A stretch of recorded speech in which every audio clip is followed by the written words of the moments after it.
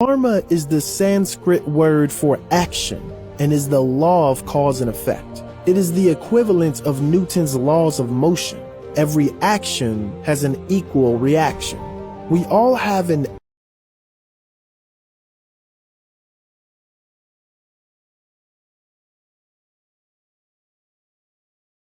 abstract understanding of karma. It is what we refer to when we say what goes around comes around.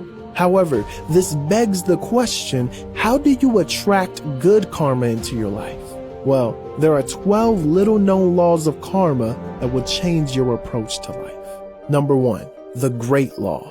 Similar to the law of attraction, the Great Law of Karma means that you receive what you put out into the world. That is, you reap what you sow. If we desire honest relationships, we have to be candid and authentically ourselves first.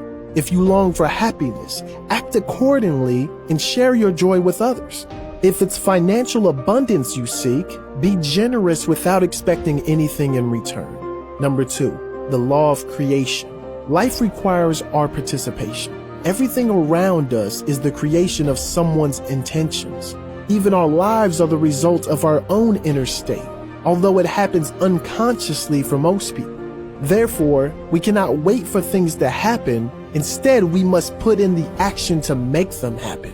Finally, surround yourself with what you want, so it is conducive for your desires. Number 3, the law of humility. Of all the laws of karma, Buddhism emphasizes the law of humility. The karmic law stresses acceptance, which is a near universal virtue. That is, we must accept what is before we can change it. Number 4, the law of growth. Real change can only occur when we change who we are inside. As above, so below, and as within, so without.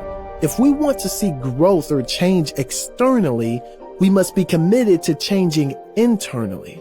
The good news is that we have absolute control over ourselves, and our growth is beyond any circumstance. Number 5, the law of responsibility. You are the source of what happens around you, and the outside world mirrors our internal state.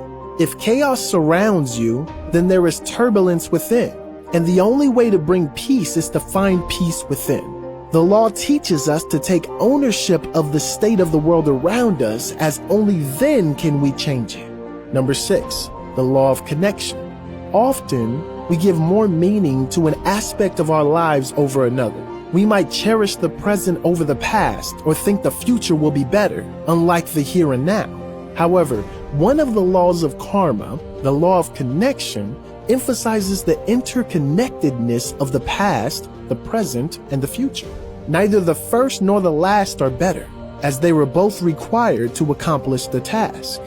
Number 7, the law of focus. Our minds cannot follow multiple trains of thought and be equally proficient.